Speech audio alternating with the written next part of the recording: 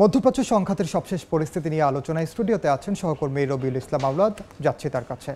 রবিউল, শুরুতে আপনাকে স্বাগত জানাচ্ছি এবং সবশেষ যুক্তরাষ্ট্র এই সংঘাতে জড়িয়েই পড়লো, যেটি এতদিন ধরে শঙ্কা করা হচ্ছিল। তবে সবচেয়ে বড় যেই কথা আমরা সবশেষ আপডেট দিয়ে শুরু করি, যে একটু আগে ইরানের পররাষ্ট্রমন্ত্রী ব্রিফিং করেছেন ইস্তাম্বুল থেকে এবং তিনি সেখানে বেশ কয়েকটি কথা বলছেন, সেটি দিয়ে আমরা শুরু করতে পারি।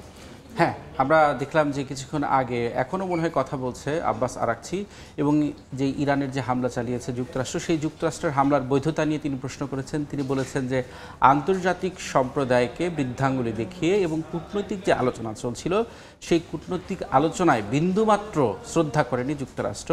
তারা সংঘাতের পথকেই বেছে নিয়েছেন এবং যুক্তরাষ্ট্র যে হামলা চালিয়েছে সেই হামলার পাল্টা জবাব দিতে তারা কুণ্ঠাবোধ করবে না, এক ধরনের বিন্দুমাত্র ছাড় না দেওয়ার ঘোষণা দিয়েছে।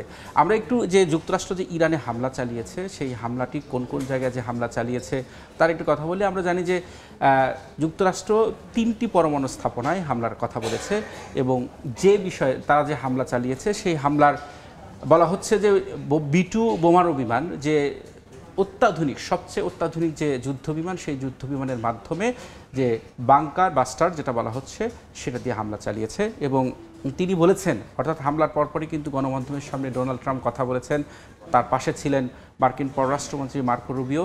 তিনি কিন্তু সেই সময় বলেছেন যে তারা যে লক্ষ্যবস্তুতে আঘাত এনেছে সেটি সম্পূর্ণ সফল হয়েছে এবং ইরানের যে পরমাণু স্থাপনা সেটি সম্পূর্ণ গুঁড়িয়ে দেওয়ার দাবি করা হয়েছে। এখানে যে বিষয়টি না বললেই নয়, ইসরায়েলের হাতে এমন কোনো আগ্নেয়াস্ত্র বা এমন কোনো অস্ত্র কিন্তু নেই যেগুলো হচ্ছে ইরান যে ধরনের পরমাণু কেন্দ্রগুলো স্থাপন করেছে বা বানিয়েছে সেগুলো ধ্বংস করতে সক্ষম নয়। তাহলে কি যুক্তরাষ্ট্র যেভাবে সাহায্য করলো ইসরায়েলকে, আমরা বলতেই পারি যে তাদের হাতে যেহেতু সক্ষমতা নেই ইসরায়েলের হাতে, তার মানে এই যুদ্ধে কি ইসরায়েলকে আরেকটু এগিয়ে দেওয়ার জন্য এই যুক্তরাষ্ট্র মোটামুটি যখন আমরা দেখলাম ইরান পাল্টা যখন ইসরায়েলে হামলা চালাচ্ছিল এবং বেশ ক্ষয়ক্ষতির খবর আমরা পাচ্ছিলাম, ঠিক সেই সময়ে ইসরায়েলের পক্ষ থেকে বলা হয় যে ইরানের যে পরমাণু স্থাপনা রয়েছে সেই পরমাণু স্থাপনা ধ্বংস করে দেওয়ার মতো শক্তি তাদের হাতে এই মুহূর্তে নাই, যার কারণে তারা যুক্তরাষ্ট্রের সাহায্য চেয়েছিল। এবং মার্কিন প্রেসিডেন্ট ডোনাল্ড ট্রাম্প কিন্তু 2 সপ্তাহ সময় নিয়েছিলেন। তিনি বলেছেন যে আমি আগামী 2 সপ্তাহের মধ্যে সিদ্ধান্ত নেব ইরানে হামলা চালাবো কিনা। এবং এর আগে তিনি বলেছিলেন কিন্তু যে ইরানে হামলার ব্যাপারে পুরোপুরি তিনি পরিকল্পনা চূড়ান্ত অনুমোদন দিয়েছেন, তবে সিদ্ধান্ত নেননি। এই যে হামলা নিয়ে চালাবো কিনা, এটা নিয়ে একটা দোটানা ছিল এবং বলা হচ্ছিল বা বিভিন্ন সংবাদ মাধ্যমে দাবি করা হচ্ছিল হয়তো খুব সহজেই এত দ্রুত এই যুদ্ধে সরাসরি জড়াবে না যুক্তরাষ্ট্র। এখন পর্যন্ত ইরানের পক্ষ থেকে যুক্তরাষ্ট্রের ঘাঁটিগুলো কিংবা যুক্তরাষ্ট্রে কোনো হামলা না চালালেও আমরা দেখতে পাচ্ছি যে ইসরায়েলে তাদের হামলা অব্যাহত রেখেছে। সবশেষ বেন গুরিয়ন যে বিমানবন্দর সহ কয়েকটি স্থাপনায় তারা ক্ষেপণাস্ত্র হামলা চালিয়েছে। এটি কয়েকদিন ধরে আজকে নিয়ে সম্ভবত 9 কিংবা 10 দিন ধরে তারা হামলা চালাচ্ছে, গত শুক্রবারের পরে যদি আমরা ধরি। এবং মার্কিন নৌবহরে হামলা হরমুজ প্রণালী বন্ধের হুঁশিয়ারি দিয়েছে তারা। এই ক্ষেত্রে আসলে কোন ধরনের প্রভাব পড়তে পারে? এর মধ্যে সবচেয়ে বড় প্রভাব পড়তে পারে আন্তর্জাতিক বাণিজ্যে, যেহেতু হরমুজ প্রণালী একটি বাণিজ্যিক রুট হিসেবে অন্যতম প্রধান রুট হিসেবে ব্যবহার হয়ে থাকে। এই ব্যবহারের কারণে এর মধ্যে প্রভাব পড়তে পারে। তো আমরা একটু দেখে নিতে চাই যে এখন পর্যন্ত কোন কোন জায়গায়, অর্থাৎ ইরানের কোন কোন অঞ্চলে মার্কিন হামলা চালিয়েছে সেটি আমরা দেখতে পাচ্ছি। লাল বৃত্তে ভরা ফোর্দো, অর্থাৎ এটি ইরানের সবচেয়ে মোস্ট পাওয়ারফুল পরমাণু স্থাপনা বলে দাবি করা হচ্ছিল, যেখানে খুবই স্পর্শকাতর পারমাণবিক স্থাপনা রয়েছে এবং সেইখানেই মূলত কিন্তু যুক্তরাষ্ট্রের যে অত্যাধুনিক বাংকার বাস্টার সেটি কিন্তু আঘাত এনেছে। আরেকটি পরমাণু স্থাপনা যেটি নাতানজ, ইরানের সবচেয়ে বড় পরমাণু স্থাপনা বলা হচ্ছে এটিকে, এবং সেইখানে হামলা চালানো হয়েছে। পাশাপাশি আরেকটি যে ইস্পাহান যেখানে বোমা তৈরির বিভিন্ন রসদ রয়েছে বলে দাবি করা হয় এবং জ্বালানি মজুদ রয়েছে বলে দাবি করা হয়, এবং সেই জায়গাতে আমরা যে হামলার কথা বলা হচ্ছিল সেই হামলা হয়েছে।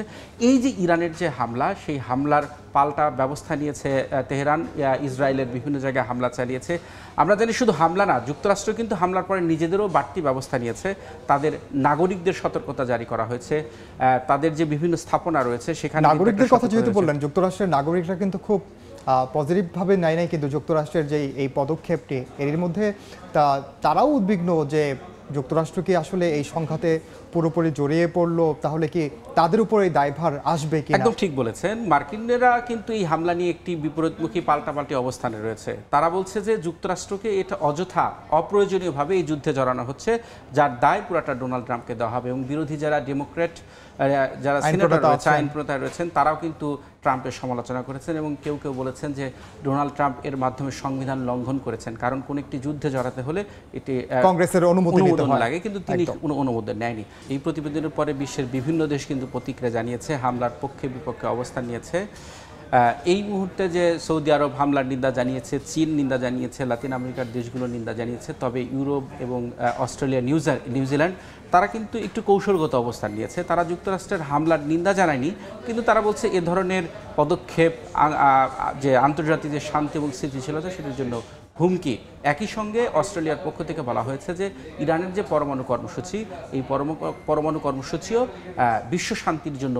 মধ্যপ্রাচ্যের দেশগুলোর কি অবস্থা? আমি যদি সৌদি আরবের কথা বলি বা মধ্যপ্রাচ্যে, এরই মধ্যে ওমান, ইরাক এবং তারপর কাতার, তারা সবাই কিন্তু এই হামলার নিন্দা জানিয়েছে এবং এই হামলার কারণে যে পরিস্থিতি আরও জটিল আকার ধারণ করতে পারে, মধ্যপ্রাচ্যের পরিস্থিতি ক্রমেই অবনতি হচ্ছে। আমরা জানি যে গাজায় যুদ্ধ চলছে, সেখানে প্রতিদিনই ইসরায়েলি হামলা চলছে এবং জাতিসংঘ মহাসচিব আন্তোনিও গুতেরেস তিনিও কিন্তু বলেছেন যে এই ধরনের হামলা, এমনিতেই মধ্যপ্রাচ্যের পরিস্থিতি ভালো না, তারপরে যদি এই হামলা অব্যাহত থাকে তাহলে পরিস্থিতি নিয়ন্ত্রণের বাইরে চলে যেতে পারে। এবং আমরা জানি যে চীন সবসময় ইরানের পাশে থাকার কথা বলেছে, বার্তা দিয়েছে, হামলার নিন্দা জানিয়েছে। রবিউল, আমরা এই বিষয়ে একজন আন্তর্জাতিক সম্পর্ক বিশ্লেষকের সঙ্গে কথা বলতে চাই। আমাদের সঙ্গে যুক্ত হচ্ছেন আন্তর্জাতিক সম্পর্ক বিশ্লেষক অধ্যাপক দেলোয়ার হোসেন। আপনাকে শুরুতে স্বাগত জানাচ্ছি। যুক্তরাষ্ট্র যেভাবে এই ইরান এবং ইসরায়েলের সংঘাতে সরাসরি নিজেদের জড়ালো, এতে করে বৈশ্বিক পরিস্থিতি আসলে কি দাঁড়াতে পারে? ধন্যবাদ আপনাকে।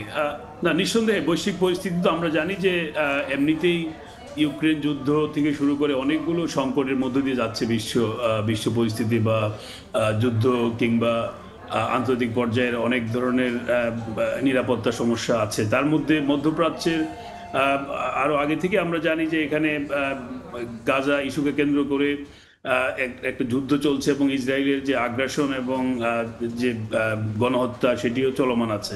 এর মধ্যেই কিন্তু এই ঘটনাটি ঘটলো এবং আমরা দেখতে পাচ্ছি যে এই মাসের যে 13 তারিখ যে ইসরায়েলের যে আক্রমণ করলো, আগ্রাসী আক্রমণ ইরানের বিরুদ্ধে, সেই আক্রমণের মাধ্যমে কিন্তু একটি বড় ইস্যু সামনে চলে আসছে সবার সামনে, যে এই পরিস্থিতিটা, যেটা যুদ্ধ পরিস্থিতি ইসরায়েল তৈরি করেছে একেবারে একতরফা আক্রমণের মাধ্যমে ইরানের বিরুদ্ধে, তো সেটি কি আরো কি পরিস্থিতিকে জটিল করবে, যেটাকে আমরা ইংরেজিতে বলি এসকালেশন। আবার অনেকে বলছিল যে এটা ডিএসকালেশনের চেষ্টা করা যায় কিনা, এবং যে কারণে একটা কূটনৈতিক প্রচেষ্টারও একটা আলোচনা ছিল। ইনফ্যাক্ট ইরান এবং যুক্তরাষ্ট্রের মধ্যে কূটনৈতিক আলোচনার একটা পর্যায়ে কিন্তু এই যুদ্ধ শুরু হয়েছে। পাশাপাশি এই যুদ্ধ চলাকালেও, বিশেষ করে ইসরায়েলের আক্রমণের পরেও কিন্তু আমরা দেখতে পেয়েছি যে ইরানের পররাষ্ট্রমন্ত্রী ইউরোপের 3টি গুরুত্বপূর্ণ রাষ্ট্রের পররাষ্ট্রমন্ত্রীর সঙ্গে বৈঠকও করেছেন। ফলে ইরানকে অনেকটা একটা ফাঁদে ফেলার চেষ্টা করা হয়েছে, মানে এক ধরনের কূটনৈতিক প্রক্রিয়ার মধ্যে যুক্ত করে ইরানের যে প্রস্তুতি বা তাদের যে নিজস্ব যে একটা যে এই পরিস্থিতির বা তাদের নিরাপত্তার ব্যাপারে তাদের যে পরিমাণ ব্যবস্থা নেওয়ার কথা, সেটির ব্যাপারে কিছুটা হলেও একটু ডিস্ট্রাকশন করা হয়েছে। এর মধ্যে এখন আমরা দেখতে পেলাম যে যুক্তরাষ্ট্রের যে অতর্কিত, এই জন্য বলবো যে কারণ আপনার ডোনাল্ড ট্রাম্প নিজেই বলছিলেন যে 2 সপ্তাহ পরে উনি সিদ্ধান্ত নেবেন। তো দেখা গেল 2 দিনের মধ্যে কিন্তু মার্কিন যুক্তরাষ্ট্র সেই আক্রমণটি করেছে। তো ফলে এই অতর্কিত আক্রমণের ফলে এই পরিস্থিতিটি যেটা নতুনভাবে আরো বেশি এটি মধ্যপ্রাচ্যের যে কথা আমরা বলছিলাম, যে একটা সমগ্র অঞ্চলব্যাপী একটি যুদ্ধের পরিস্থিতি তৈরি হচ্ছে এবং অনেকেই যেটা বলছিল যে একটা তৃতীয় বিশ্বযুদ্ধের দিকে যেতে পারে।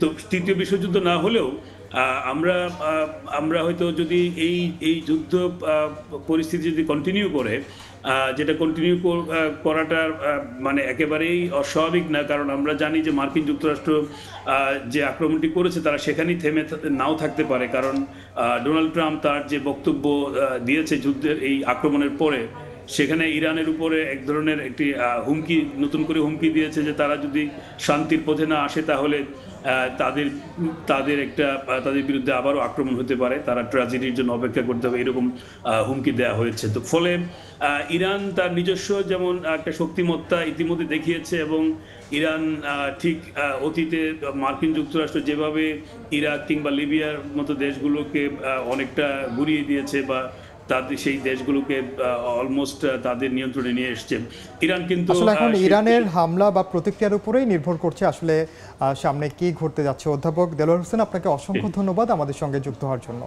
ধন্যবাদ। রবিউল, আন্তর্জাতিক সম্পর্ক বিশ্লেষকও যেমনটা বলছিলেন যে ইরান যেহেতু সরাসরি এটিকে আসলে প্রতিক্রিয়া যদি কোনো কারণে দেয়, সেক্ষেত্রে মধ্যপ্রাচ্য জুড়েই কিন্তু আসলে বড় ধরনের সংঘাত আরও আসলে সেটি উস্কে দিতে পারে। সংঘাত আসবে। এবং তিনি আরেকটি কথা বলেছেন, ইরানকে এক ধরনের একটা ফাঁদে ফেলা হয়েছে। একদিকে আলোচনার কথা বলেছে, আলোচনার আড়ালে আসলে যুক্তরাষ্ট্র এবং ইসরায়েল নতুন যুদ্ধের একটা প্রস্তুতি নিয়েছে। আমরা চাই যে সব বন্ধ হোক, খুব দ্রুতই বিশ্বে শান্তি নেমে আসুক, এমনটা আসলে। রবিউল, আপনাকে অসংখ্য ধন্যবাদ আমাদের সঙ্গে যুক্ত হওয়ার জন্য। মধ্যপ্রাচ্য সংঘাত নিয়ে আলোচনার জন্য স্টুডিওতে ছিলেন সহকর্মী রবিউল ইসলাম আওলাদ।